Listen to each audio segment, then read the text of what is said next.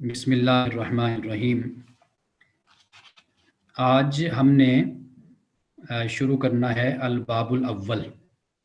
پہلا باب، اور اس پہلے باب میں یعنی 5 فصلیں اس میں ہیں، یعنی کہ پہلے باب میں جس کا ہم آغاز کر رہے ہیں اس کا تعلق ہے 5 علوم سے، یعنی الباب الاول فی بیان العلوم الخمسۃ التی یدل علیہ القرآن العظیم نصا، کہ بیان 5 علوم کا کہ جن پہ قرآن عظیم دلالت کرتا ہے صراحتاً نصاً، بالکل واضح طور پہ جن 5 علوم پہ دلالت کرتا ہے۔ یہ باب اول میں وہ 5 علوم ہیں جن پہ ہماری بحث ہوگی اور ہماری گفتگو ہوگی۔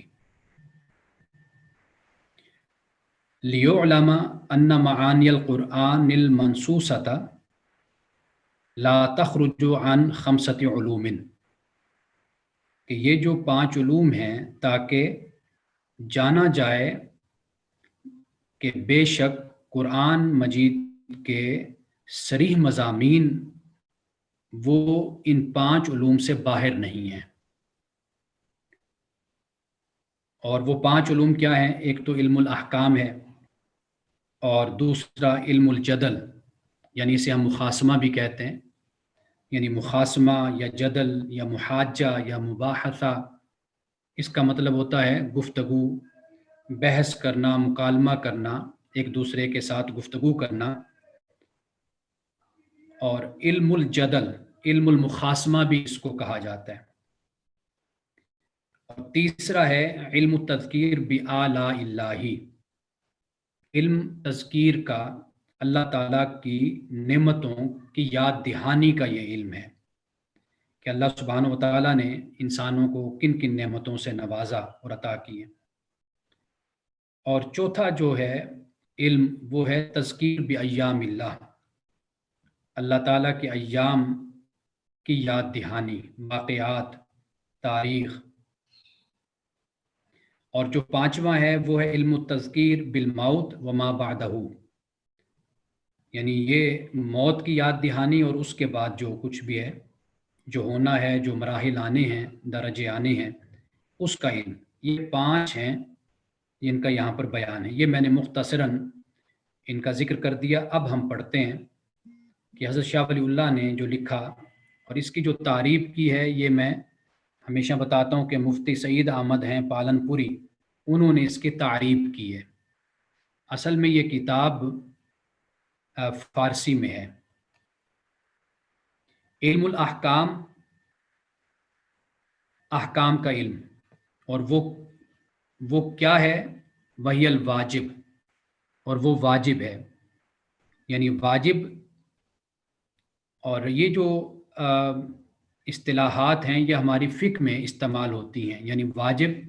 مندوب، مباح، مکروہ، حرام۔ اب واجب سے مراد کیا ہے؟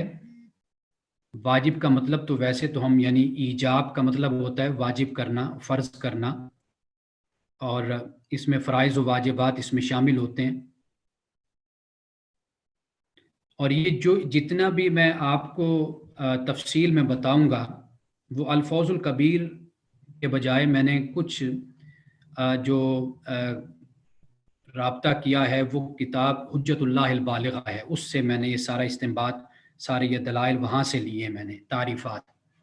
تو اس طرح الفوظ الکبیر ہم پڑھیں گے، اس کے ساتھ ساتھ حجت اللہ البالغہ اور دیگر جو کتابیں حضرت شاہ ولی اللہ کی جن میں یہ ابحاث موجود ہیں، ان کا بھی میں ساتھ ساتھ مطالعہ کر کے وہاں سے بھی جو چیزیں اس کتاب اور ان موضوعات اور مضامین سے متعلق ہوں گے وہ میں ساتھ ساتھ ذکر کرتا چلا جاؤں گا۔ اور یہ جو ایجاب کی ہم بات کرتے ہیں کہ اس کو لازم ہے کہ اختیار کیا جائے، یعنی یہ ضروری ہے، مطلوب ہے، محمود ہے، مقصود ہے، یہ حکم ہے کہ اس کو اختیار کرنا ہے، اور اس کا جو چھوڑنا ہے یہ ممنوع ہے اور اس پر سزا ہے۔ تو اسے ایجاب یہاں پر یہ فرمایا کہ یہ جو علم الاحکام ہیں یہ واجب ہیں اور مندوب ہیں.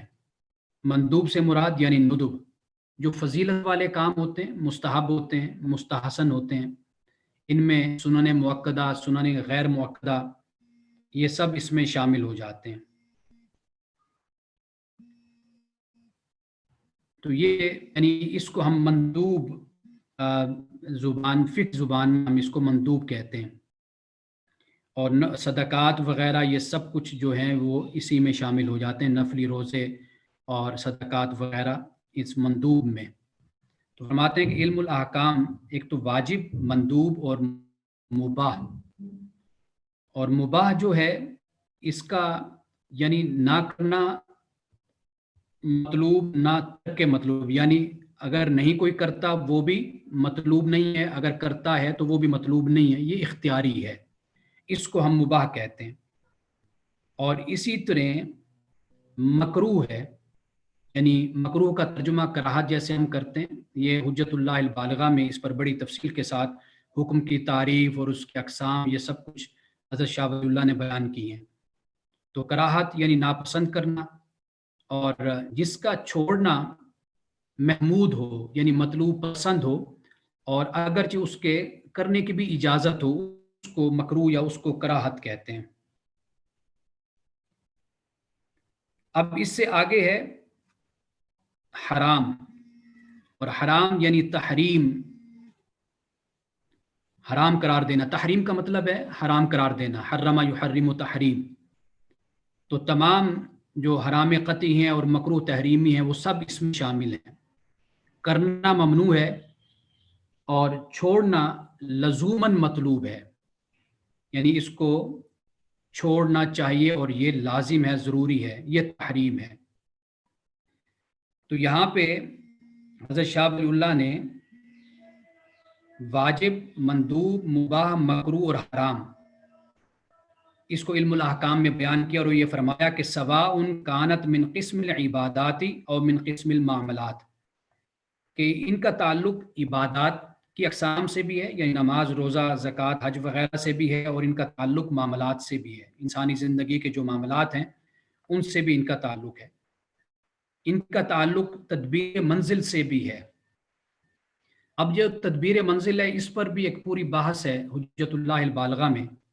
کہ تدبیر منزل، تدبیر یعنی اس سے مراد انتظام کرنا، یعنی گھر کا نظام سنوارنا، اس کو بنانا، اس کا تعلق تدبیر منزل سے ہو جاتا ہے. اور جو انسان کی خاندانی زندگی سے جو معاملات ہیں، گھریلو زندگی سے، اس سے جو امور تعلق رکھتے ہیں، معاملات تعلق رکھتے ہیں، اس کو تدبیر منزل میں شامل کرتے ہیں. یعنی جیسے نکاح ہے، ولادت ہے، یعنی ولادت سے مراد اولاد، بچے، نسل، اور اسی طرح ملکیت ہے، رفاقت ہے، یہ 4 چیزیں ہیں جس کو حضرت شاہ ولی اللہ نے بھی تدبیر منزل میں بیان کیا ہے. اور رفاقت جو تعلق اور دوستی اور معاملات، رشتہ داری، یہ سب اس میں شامل ہیں. ملکیت بھی اسی طرح، اور ملکیت میں یعنی ملازم ہے، آقا اور غلام کا جیسے ہم کہتے ہیں کہ تعلق ہے. یہ جو معاملات ہیں آج کے دور میں ہم کہہ سکتے ہیں جیسے خادم ہیں، امپلائیز ہیں، ان کا تعلق جو آپس میں ہوتا ہے، اس سب کو تدبیر منزل میں حضرت شاہ ولی اللہ شامل کرتے ہیں. اور اسی طرح جو سیاست مدنیہ ہے، اس سے مراد یہ ہے کہ معاشرہ ہے، سوسائٹی اور سماج، ان سے متعلق جو امور ہوتے ہیں ان کا علم، یہ سیاست مدنیہ سے اس کا تعلق کہلاتا ہے. تو یہاں پر حضرت شاہ ولی اللہ یہ فرماتے ہیں کہ جو واجب ہے، مندوب ہے، مباح ہے، مکروہ ہے، حرام ہے، یہ ان کا تعلق عبادات سے بھی ہے، ان کا تعلق معاملات سے بھی ہے، اور ان کا تعلق تدبیر منزل سے بھی ہے، اور ان کا تعلق سیاست مدنیہ سے بھی ہے. وتفصیل هذا العلم منوط بذمۃ الفقیہ، کہ یہ جو علم ہے اس کی تفصیل جو ہے یہ سپرد ہے فقیہ کی ذات کے،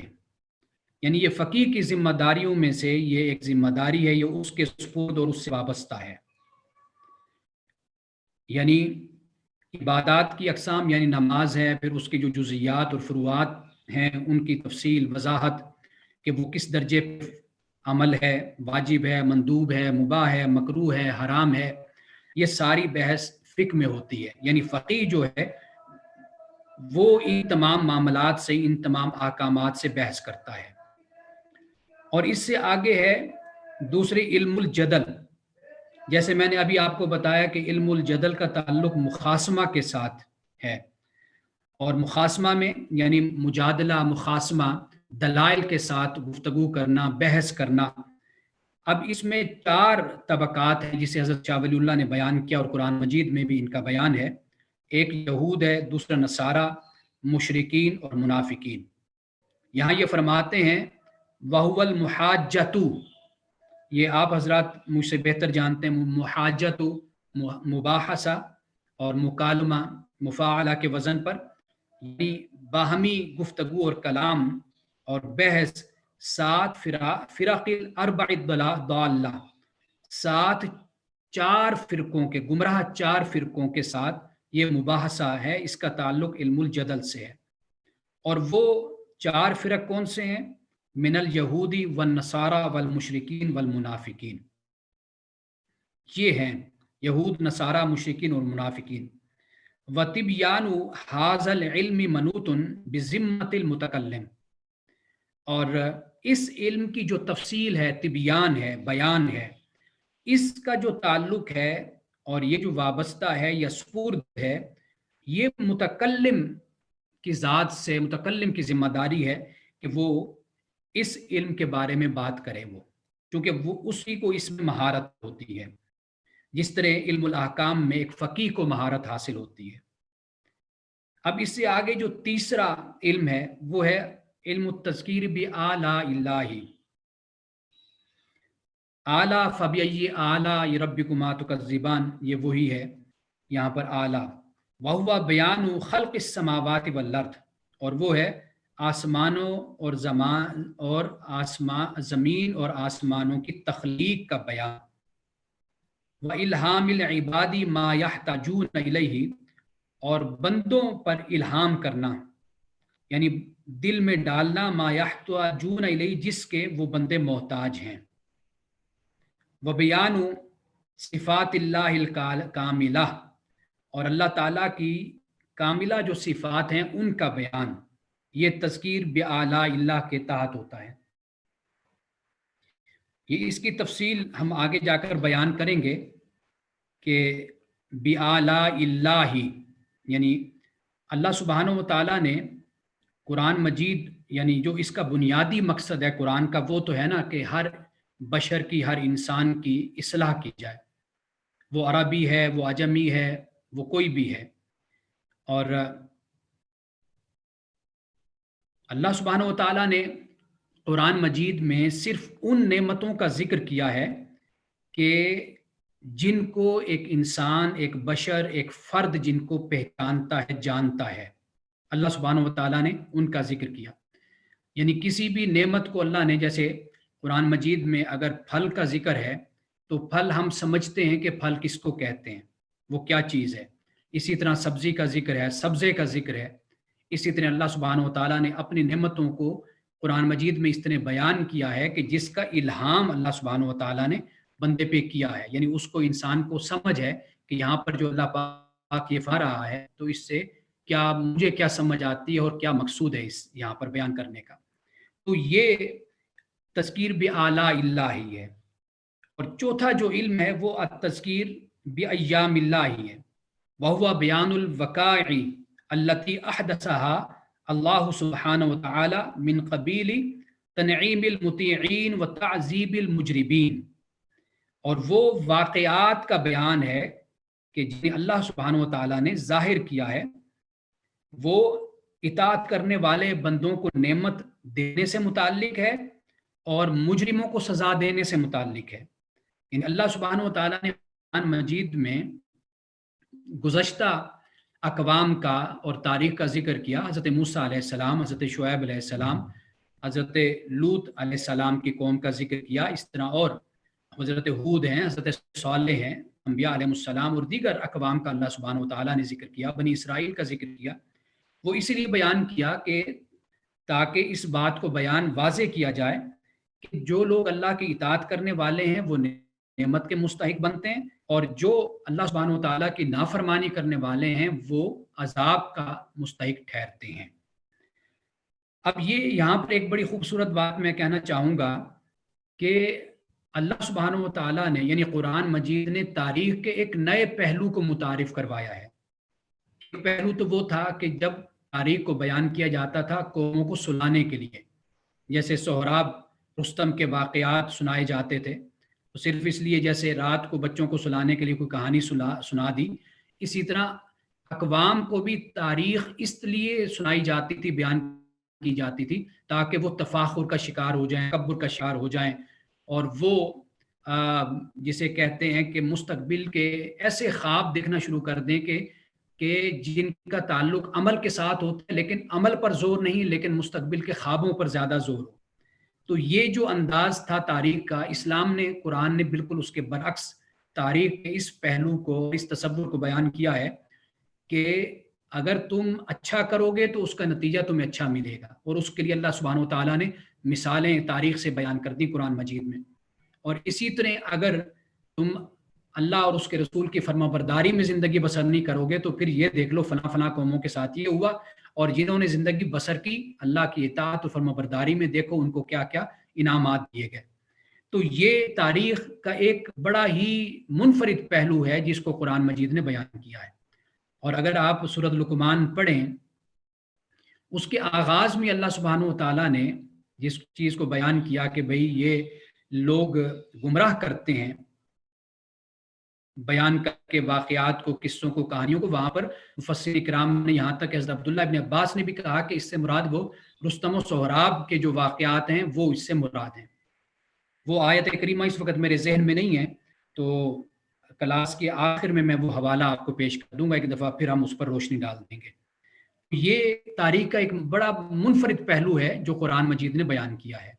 یعنی یوں کہہ لیجئے کہ پہلے جو تاریخ بیان کی جاتی تھی بے عملی کی رغبت کے لیے بیان کی جاتی تھی،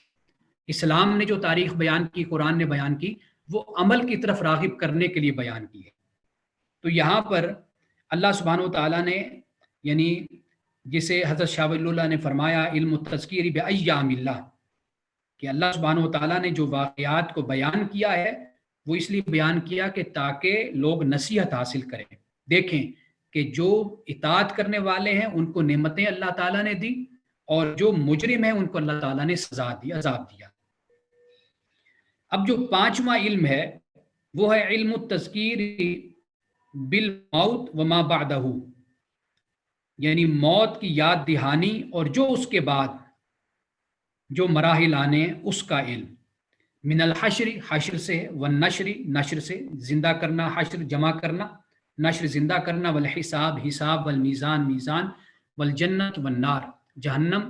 جنت اور جہنم۔ اب یہ دیکھیے وتفصیل هذه العلوم الثلاثہ، اور یہ تین علوم کی جو تفصیل ہے، پہلا جو علم تھا اس کا تعلق فقیہ سے تھا، دوسرا جو علم ہے اس کا تعلق متکلمین سے ہو گیا۔ اب یہ جو تین علوم ہیں، علم التذکیر بآلاء اللہ، علم التذکیر بایام اللہ، علم التذکیر بالموت وما بعدہ، اس کا یہ فرمایا کہ وذکر الاحادیث والآثار المتعلقۃ بها یرجع الی الواعظ والمذکر، کہ ان تین علوم کا جو بیان اور ان تین علوم کی جو تفصیل ہے، ان علوم سے تعلق رکھنے والی جو احادیث ہیں اور آثار ہیں، یہ ذمہ داری ان کا بیان یہ واعظ اور مذکر کی ذمہ داری ہے۔ واعظ یعنی نصیحت کرنے والا، واعظ کرنے والا، اور مذکر انما انت مذکر قرآن میں ہے، اس میں کوئی شک نہیں کہ آپ صلی اللہ علیہ وسلم مذکر ہیں، نصیحت کرنے والے ہیں، تو مذکر کا مطلب ہے نصیحت کرنے والا۔ اور اسی طرح جو آثار ہے، آثار کے بارے میں بتاتا چلوں کہ آثار یعنی جمع ہے عصر کی، اور اس کا لغوی مطلب تو ہم نشان یا علامت ہی ہم اس کا لیتے ہیں، لیکن ایک قول ہمیں یہ ملتا ہے کہ یہ حدیث کے ہم معنی ہے، ایک قول ہمیں یہ بھی ملتا ہے کہ اس کی فعل اور قول کی نسبت صحابہ اور تابعین کی طرف، تبع تابعین کی طرف ہوتی ہے، اس کو ہم آثار کہتے ہیں۔ یعنی یہاں پر حضرت شاہ ولی اللہ نے احادیث کا بھی ذکر کر دیا، جس سے ہمیں معلوم ہو گیا کہ احادیث کا تعلق رسول اللہ صلی اللہ علیہ وسلم کی ذات اقدس سے ہو گیا، اور آثار کا بھی ذکر کر دیا۔ تو آثار سے مراد ہمیں سمجھ آ گئی کہ صحابہ خاص طور پر ان کا یہاں پر بیان ہو گیا۔ تو یہ اب 5 علوم ہیں کہ جن کا بیان اس پہلے باب میں ہوگا، اور اب اس سے آگے جو یہ 5 علوم ہیں اس کے حوالے سے جو قرآن کا انداز بیان ہے، یعنی ان 5 علوم کو پیش کرنے میں، اب اس پر حضرت شاہ ولی اللہ گفتگو شروع کر رہے ہیں۔ اور یہ بہت دلچسپ ہے، اس میں بہت سی باتیں ایسی ہیں کہ جو آج ہمارے دور سے ان کا بڑا گہرا تعلق ہے، اور بڑوں کی کتابوں کے پڑھنے سے یہ بڑا فائدہ ہوتا ہے کہ انسان کو سمجھ آتی ہے کہ اپنے دور میں کس انداز سے دعوت دین کا کام کیا جائے، اللہ کے دین کو کس طرح پیش کیا جائے۔ اب یہاں پر اب آپ دیکھیے کہ واعظ اور مذکر کا جو ذکر کیا، اعلیٰ اللہ بِآلاء اللہ بایام اللہ بالموت ما بعد ہو گئی، یہ 3 جو علم ہیں اس کا تعلق واعظ اور مذکر سے ہو جاتا ہے۔ اب یہ دیکھیے کہ یہ کتنی بڑی ذمہ داری بن جاتی ہے واعظ کی، مذکر کی، کہ وہ مستند احادیث بیان کرے اور آثار وہ بیان کرے کہ جو قرآن اور حدیث کے مطابق ہیں، اقوال رسول صلی اللہ علیہ وسلم اور مستند روایات کے مطابق ہیں، وہ آثار بیان کرے۔ یعنی یہ رویہ نہیں ہونا چاہیے، آگے جا کر اس کو بیان ابھی آج ہی انشاءاللہ تعالی ہم کریں گے، کہ ایسی روایات کو بیان کرنا یا آیات کے شان نزول کو بیان کرنا کہ جو جس کی ضرورت نہیں ہے، جو تکلف میں آتی ہیں، یا یہ ہے کہ ان کا کوئی آیات سے تعلق نہیں بنتا، بلکہ آیات کا جو اصل مفہوم ہے، جو معنی ہے، اور جو صریحاً جو آیت سے ہمیں ثابت ہوتا ہے اور ہمیں ملتا ہے جو مفہوم، اس کے بجائے اس شان نزول میں اس کے برعکس بات کو بیان کیا جاتا ہے، وہ ہم آگے جا کر پڑھیں گے۔ تو اس لیے واعظ کرنا یا تذکیر کرنا یہ بھی عام آدمی کا کام نہیں ہے، یہ بھی یعنی وہ شخص کرے کہ جس کے پاس یہ 3 علوم موجود ہوں، علم التذکیر بآلاء اللہ، علم التذکیر بایام اللہ، علم التذکیر بالموت وما بعدہ، جو اس پر گرفت رکھتا ہے، اس کا مطالعہ رکھتا ہے، اس کا علم رکھتا ہے، اور اس کو پتہ ہونا چاہیے کہ مجھے کون سی بات لوگوں تک پہنچانی ہے اور کون سی بات مجھے لوگوں تک نہیں پہنچانی، کون سی بات سکہ ہے اور کون سی بات غیر سکہ ہے، مستند ہے غیر مستند ہے، اس بات کا علم ہونا چاہیے۔ پھر انسان ممبر رسول پر بیٹھے اور پھر بیٹھ کر انسان دوسروں کو نصیحت کرے۔ اس لیے آپ دیکھتے ہیں کہ ہمارے معاشرے میں جو واعظ ہیں اور خطیب ہیں اور تقریریں کرنے والے ہیں، اکثر طور پر وہ ایسا حوالہ دیتے ہیں اور ایسی بات بیان کرتے ہیں کہ جو اہل علم کے ہاں بالکل مستند نہیں ہوتی۔ اس کی وجہ یہی ہے کہ وہ ان باتوں سے واقفیت نہیں رکھتے اور ان مراحل سے گزرے نہیں ہوتے۔ اب اس سے آگے جو فرمایا، اسلوب القرآن الکریم فی عرض العلوم الخمسہ، کہ قرآن پاک کا اسلوب کیا ہے ان 5 علوم کو بیان کرنے میں، پیش کرنے میں، عرض کرنے میں۔ وَإِنَّمَا وَقَعَ بِيَانُ هَذِهِ الْعُلُومِ عَلَى أُسْلُوبِ الْعَرَبِ الْأَوَّلِينَ، اور بے شک ان علوم کا بیان واقع ہوا ہے پہلے عرب کے اسلوب پر، یعنی جو متقدمین عرب ہیں ان کے اسلوب پر یہ 5 علوم جو ہیں یہ بیان ہوئے، ان کا بیان ہوا ہے۔ لا علی منہاج العلماء المتاخرین، نہ کہ بعد کے علماء کے طریقے پر، اس طریقے سے بیان نہیں ہوا، بلکہ جو پہلے عرب کا اسلوب تھا اس پر ان 5 علوم کو بیان کیا گیا ہے۔ فلم یلتزم سبحانہ وتعالی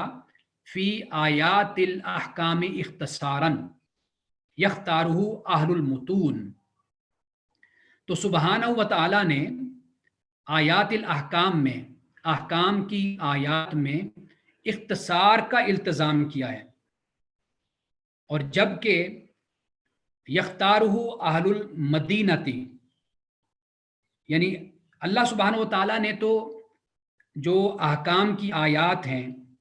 اس میں تو اللہ نے ایسے اختصار کا الزام نہیں کیا کہ جس طرح اہل متون اختیار کرتے ہیں۔ اب یہ اس پر بھی تھوڑی سی بات کر لیتے ہیں کہ متون یعنی جمع متن کی ہے، اور بعض جگہ پہ مجھے یہ ملا کہ متون سے مراد وہ یعنی کتابیں ہوتی ہیں کہ جنہیں ایک درجہ اور فوقیت حاصل ہوتی ہے، جیسے ہماری فقہ میں ہدایہ شریف ہے، اولین اخیرین، اور اس طرح وقایا، قدوری، کنز وغیرہ ہے، ان کو ہم متون کہتے ہیں۔ یعنی آپ یوں کہہ سکتے ہیں کہ وہ مضامین کا مجموعہ کہ جو مشکل اور محتاج شرح ہو، اس کو ہم متون کہتے ہیں۔ پہلے متون کا طریقہ یہی ہوتا ہے، آپ میں سے ماشاءاللہ درس نظامی پڑھنے والے یا پڑھ چکے ہوں گے، آپ کو معلوم ہے کہ کنز یا بقایا یا قدوری یا ہدایہ ہم پڑھتے ہیں تو اس میں کتنا وہ ادق عبارت ہوتی ہے، مشکل ہوتی ہے، جس کو نکالنا اور اس کی شرح کرنا، اس کی تفصیل بیان کرنا، یہ قرآن مجید میں ایسا نہیں ہے۔ ما یکون صلبا صعبا محتاجا الى التشریح ای کونہ مجملا مشتملا علی اصطلاحات تحتاج الى البیان، کہ یہ جو ہے یہ صلب سخت، صعب اور مشکل اور محتاج ہوتی ہے تشریح کی، یہ متون، یعنی اس سے مراد یہ کہ یہ مجمل ہے اور اصطلاحات پر مشتمل ہے، اور اصطلاحات جو سی ہیں وہ بیان کی محتاج ہوتی ہیں، لیکن قرآن مجید ایسا نہیں ہے۔ یعنی اہل متون نے جو طریقہ اختیار کیا ہے،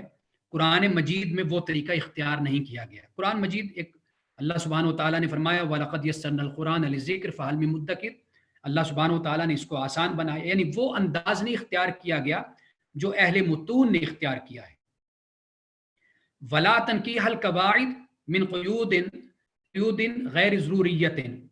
اور نہ ہی قواعد کو نکھارنا ہے قرآن مجید میں غیر ضروری قیود کے ساتھ کے ذریعے سے، اس کی بھی قرآن مجید میں نہیں ہے، بلکہ آسان انداز میں عربی ہے اور واضح طور پر ہے، اور عربی مبین جس کو ہم کہتے ہیں اس میں قرآن مجید ہے۔ کما ہوا صناعت الاصولیین، کہ جو طریقہ اصولیین کا ہے، جو اصولیوں نے طریقہ اختیار کیا ہے، وہ طریقہ بھی قرآن مجید میں نہیں ہے۔ وختار سبحانہ و تعالی، اور اختیار کیا ہے سبحانہ و تعالیٰ نے فی آیات المخاصماتی، مخاصمہ کی آیات میں کیا طریقہ اختیار کیا؟ الزام الخصم بالمشہورات المسلمتی، مخالف کی تردید، الزام یعنی تردید اور ریجیکشن، آپ اس ریفیوٹیشن کہہ لیجئے، تردید جو ہے وہ اللہ سبحانہ و تعالیٰ نے آیات مخاصمہ میں کی، مخالف کی، مشہورات المسلمہ، مشہور تسلیم شدہ جو اصول اور قاعدہ اور قانون ہے اس طریقے سے، خطابیات نافعتی، اور جو نفع دینے والے خطابیہ ہیں اس کے ذریعے سے۔ اب یہ دو الفاظ استعمال ہوئے ہیں، ایک تو مشہورات المسلمہ۔ اب یہ دیکھیے کہ مشہورات مسلمہ یعنی وہ چیزیں کہ جو مسلم طور پر مشہور اور واضح ہیں، یعنی جس طرح اب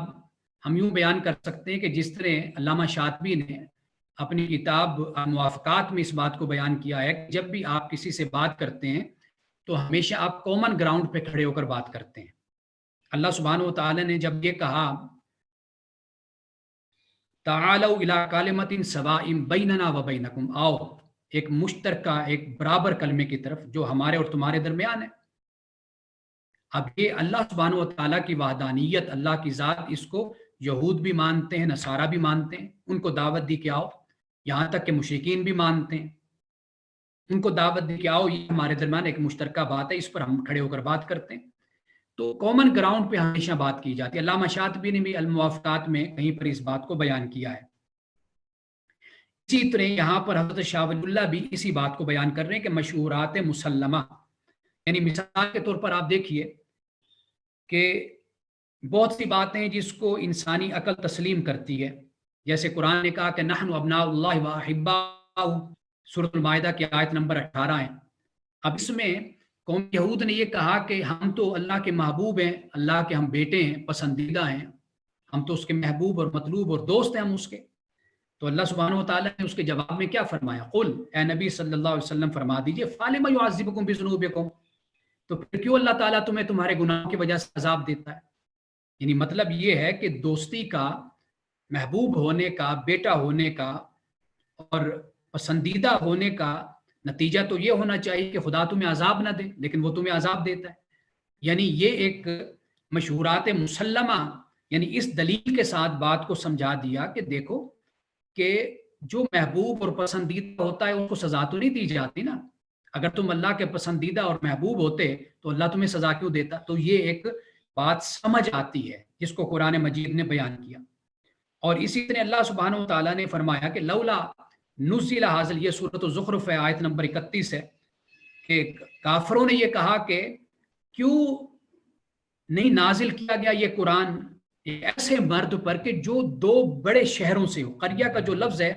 یہ آپ یوں سمجھ لیجئے کہ یہ قرآن مجید میں بڑے شہر کے لیے بھی استعمال ہوا اور اس شہر کے لیے کہ جو معاشی حوالے سے بھی، جہاں پر ایک ہب جس کو ہم کہتے ہیں معیشت کا ہب ہوتا ہے، تعلیم کا، جہاں پہ علماء اسکالرز بھی ہوتے ہیں، جہاں پر وزراء ہوتے ہیں، حکمران ہوتے ہیں، یہ تمام جو ایلیٹ کلاس اس کو آپ کہہ لیجئے، کریم کہہ لیجئے، وہ اکٹھی جس شہر میں ہوتی ہے اس کو قریہ کہتے ہیں. تو وہاں عرب کے دور میں رسول اللہ صلی اللہ علیہ وسلم کے زمانے میں دو شہر تھے، ایک تو طائف کا شہر تھا اور ایک مکہ تھا، مکہ المکرمہ. تو کہا کہ بھئی کہ ان دو شہروں سے کیوں نہیں کسی مرد کو، کیوں نہیں وحی کی گئی اس قرآن کی اوپر مرد کے، بڑے دو شہروں سے. فرمایا اہم یقسمون رحمت ربک، کیا وہ اپنے رب کی، تیرے رب کی رحمت کو تقسیم کرتے؟ نحن قسمنا بینہم معیشتہم فی الحیات الدنیا، ہم نے ان کے درمیان ان کی معیشت کو دنیا کی زندگی میں تقسیم کیا ہے.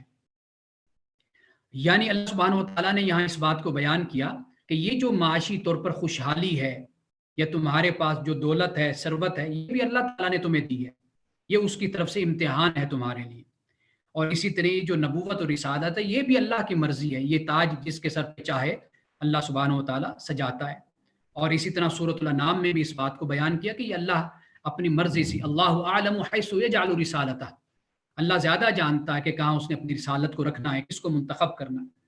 تو یہاں پر اللہ سبحانہ و تعالیٰ نے اپنے اختیار کو بیان کیا اور یہ بتایا کہ تمہارے پاس جو دولت اور ثروت ہے یہ بھی اللہ سبحانہ و تعالیٰ کی عطا کردہ ہے. اب اس سے آگے جو الفاظ ہیں خطاب بیات نافعہ، اچھا یہاں پر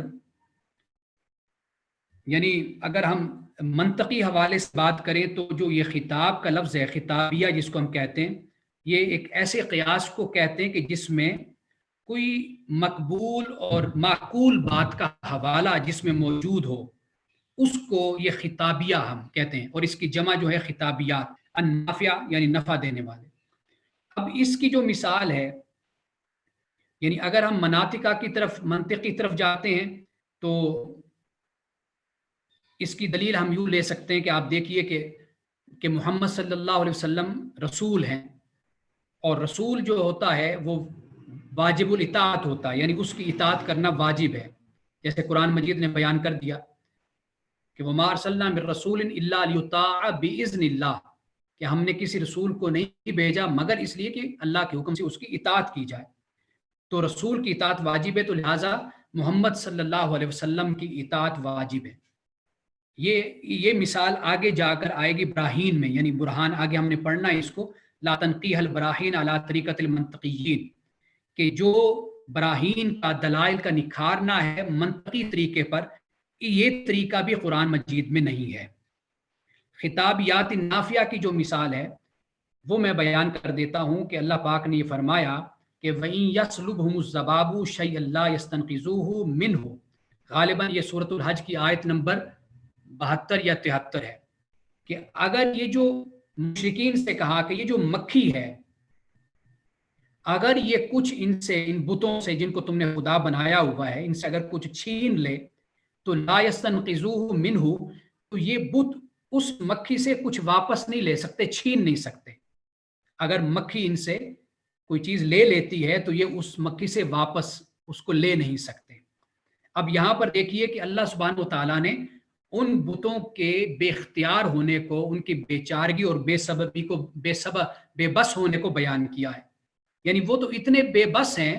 کہ ایک مکھی جو ہے وہ ان کے ناک پر بیٹھ جائے یا کوئی چیز ان سے لے لے، وہ اتنی بھی ہمت اور جرت نہیں رکھ سکتے کہ وہ اس سے کچھ لے لیں یا ناک پہ بیٹھی ہوئی مکھی کو اڑا سکیں. یہ جو بے بسی ہے یہ کبھی خدا کی نہیں ہو سکتی.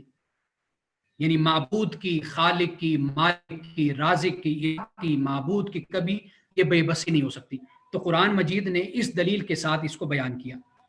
یعنی خطابیات نافیہ کہ جو انداز وختار سبحانہ و تعالی، اللہ سبحانہ و تعالی نے اختیار کیا فی آیات المخاصمتی، مخاصمت کی آیات میں تردید کرتے ہوئے، خصم کی، خصم یعنی مخالف کی، دشمن کی، بالمشورات المسلمہ، مشورات مسلمہ کے ذریعے سے، اور خطابیات نافیہ کے ذریعے سے۔ یہ دو مثالیں میں نے آپ کو مشورات مسلمہ کی بھی دے دی، اور ایک مثال میں نے آپ کو خطابیات نافیہ کی بھی میں نے آپ کو دے دی۔ ان طریقوں سے اللہ سبحانہ و تعالیٰ نے مجادلہ کی آیات میں دشمن کے دلائل کو، مخالف کے دلائل کو رد کیا ہے۔ لا تنقیح البراہین علی طریقۃ المنطقیین،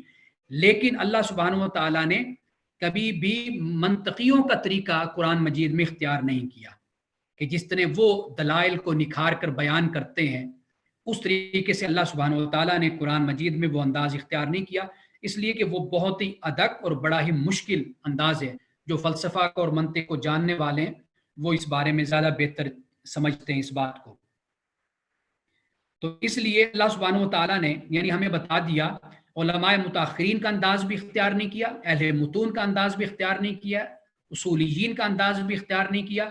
اور اسی طرح اللہ سبحانہ و تعالیٰ نے منطقیین کا جو انداز ہے وہ بھی اللہ سبحانہ و تعالیٰ نے اختیار نہیں کیا۔ ولم یراعی سبحانہ و تعالی المناسبۃ فی الانتقال من موضوع الی موضوع، اللہ سبحانہ و تعالیٰ نے رعایت کی ہے، لحاظ کیا ہے مناسبت کا، تعلق کا، انتقال میں ایک موضوع سے دوسرے موضوع کی طرف نہیں لحاظ کیا، لم ہے، لم یراعی نہیں لحاظ کیا، نہیں خیال کیا، نہیں رعایت کی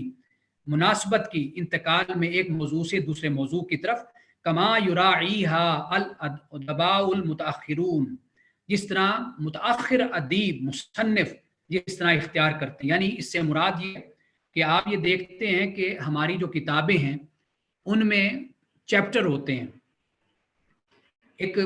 موضوع اگر منتخب کیا جاتا ہے، جیسے ہماری کتاب میں اگر وجود باری تعالیٰ پر گفتگو ہے تو آپ دیکھیں گے کہ پورے دلائل وجود باری تعالیٰ پر دے دیے جائیں گے، اور اس میں رسالت کو، آخرت کو، دوسرے موضوعات کو، نبوت کو ڈسکس نہیں کیا جائے گا، صرف وجود باری تعالیٰ۔ پھر دوسرا چیپٹر آ جائے گا، وہ رسالت و نبوت پر ہوگا، پھر سارے دلائل اور گفتگو رسالت و نبوت پر ہو جائے گی۔ پھر تیسرا چیپٹر آ جائے گا، وہ آخرت پر ہو جائے گا۔ اسی طرح فقہی کتابیں اگر آپ دیکھ لیں اس میں بھی اسی طرح ایک ترتیب کو مد نظر رکھا گیا ہے، یعنی طہارت کے چیپٹر میں طہارت ہی کے مسائل کو بیان کیا جائے گا، صلاۃ کے چیپٹر میں صلاۃ ہی کے مسائل کو بیان کیا جائے گا۔ لیکن اللہ سبحانہ و تعالیٰ نے یہ طریقہ اختیار نہیں کیا۔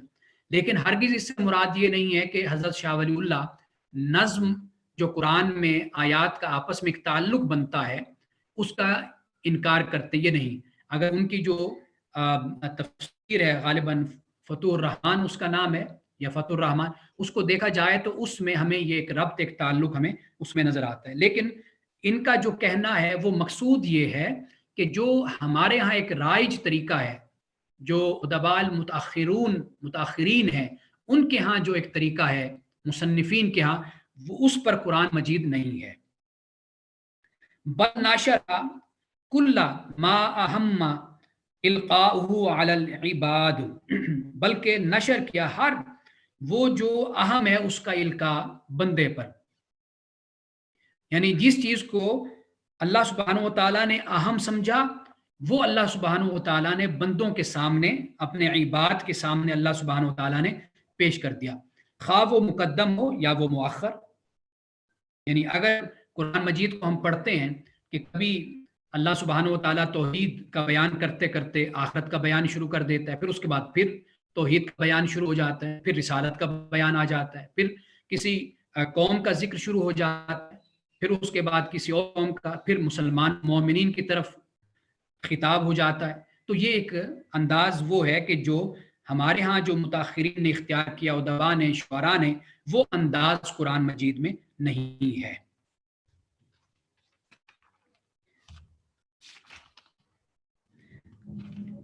اس سے آگے بھی یعنی تفصیل ہے، اور میرا خیال ہے کہ یہاں پر وقت ہمارا پورا ہوتا ہے، اور میں یہ اصل چاہوں گا کہ دو سوال میرے پاس آئے تھے، تو میں اس پہ بھی بات کرنا چاہوں گا، اور آئندہ سیشن میں ہم پڑھیں گے لا یحتاج کل آیت الی سبب النزول، کہ یہ بھی بہت اہم بات ہے جس کی طرف میں نے پہلے اشارہ کیا کہ ہر آیت سبب نزول کی محتاج نہیں ہے،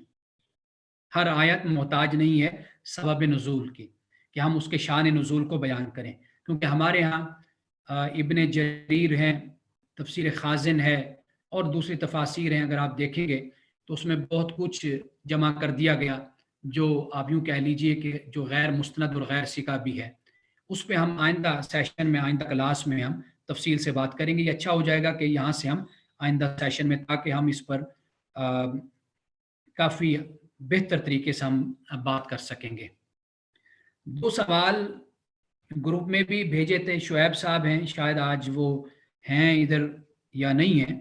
لیکن میں نے ریکارڈنگ بھی کر کے بھیج دی تھی، آڈیو میں گروپ میں بھی بھیجی تھی، اور ان کو بھی میں نے ان کے نمبر پہ بھیج دی تھی۔ ایک سوال ان کا یہ تھا کہ حضرت شاہ ولی اللہ کا تصور سنت اور حدیث کے بارے میں، تو میں نے وہاں پہ یہ گزارش کی تھی کہ حضرت شاہ ولی اللہ کا حدیث اور سنت کا تصور وہی ہے کہ جو متقدمین کا ہے، محدثین فقہا کا جو سنت اور حدیث کے بارے میں، اور جس پر سارا آگے ہمارے ہاں علمی کام ہوا، تحقیق ہوئی، اور مسائل مستنبط ہوئے، جو تعریف اور جو تصور ہمارے ائمہ علماء کے نزدیک، وہی تصور حضرت شاہ ولی اللہ کے نزدیک بھی تھا، اس میں کوئی بھی ان کا اختلاف نہیں۔ لیکن آگے جا کر جو حضرت شاہ ولی اللہ کا جو کارنامہ ہے اور جو خدمات ہیں، وہ یہ ہیں کہ انہوں نے جو مسائل تھے، فقہی مسائل یا کلامی مسائل، ان میں انہوں نے بات سے اختلاف کیا اور بات سے اتفاق کیا۔ یعنی یہ حنفی تھے، لیکن حنفی ہونے کے باوجود انہوں نے بہت سے مسائل میں مالکیہ سے اتفاق کیا، حنفیہ سے اختلاف کیا، اور اسی طرح شافعیہ سے اختلاف کیا اور مالکیہ سے اتفاق کیا۔ تو یہ ان کا سب سے بڑا کارنامہ ہے، جسے میں نے شاید پہلے بھی بیان کیا کہ توسع انہوں نے ماحول میں پیدا کی اس وقت، کہ جب آج کے دور میں بھی اگر کوئی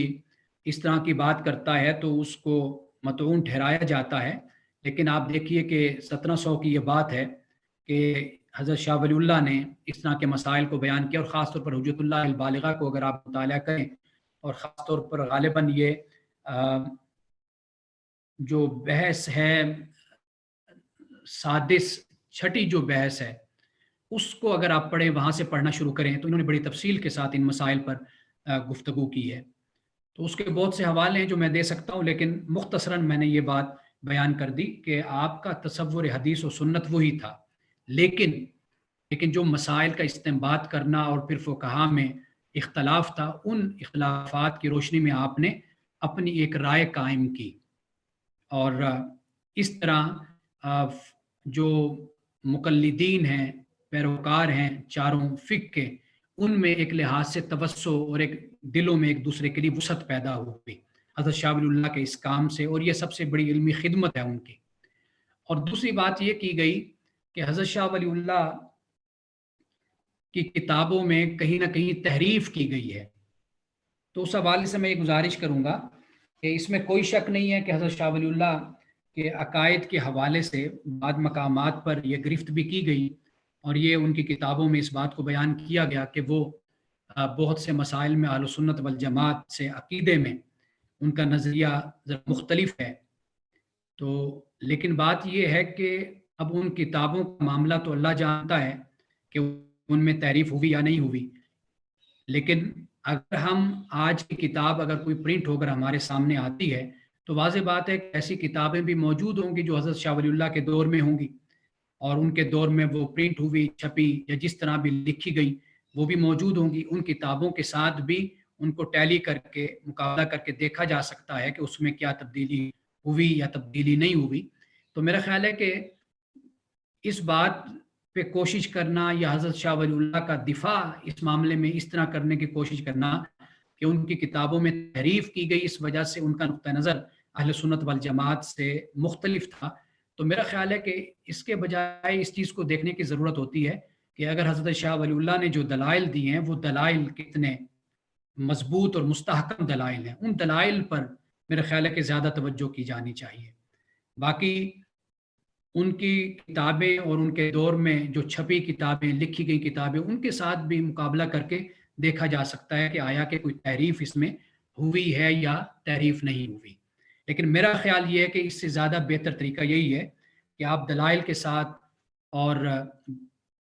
پروف کے ساتھ آپ بات کریں۔ حضرت شاہ ولی اللہ نے اگر کسی جگہ پر کچھ لکھا تو آپ اس نقطہ نظر سے اختلاف کر سکتے ہیں، جس طرح انہوں نے اختلاف کیا، اہل سنت والجماعت کے نقطہ نظر سے اختلاف کیا، تو بات اصل میں دلائل اور حوالوں کے ساتھ ہی ہوتی ہے۔ تو یہ بات اتنی اہم میرا خیال ہے کہ نہیں ہے کہ ہم حضرت شاہ ولی اللہ کے اس کو اہل سنت والجماعت میں شامل کرنے کے لیے یا یہ کہنے کے لیے کہ نہیں ان کے نظریات میں تعریف کی گئی، تبدیل کیا گیا، ان کے ساتھ ان چیزوں کو جوڑا گیا یا منسوخ کیا گیا، اس سے بہتر طریقہ یہ ہے کہ ان چیزوں کو گہرے مطالعہ کے ساتھ پڑھا جانا چاہیے اور سمجھا جانا چاہیے۔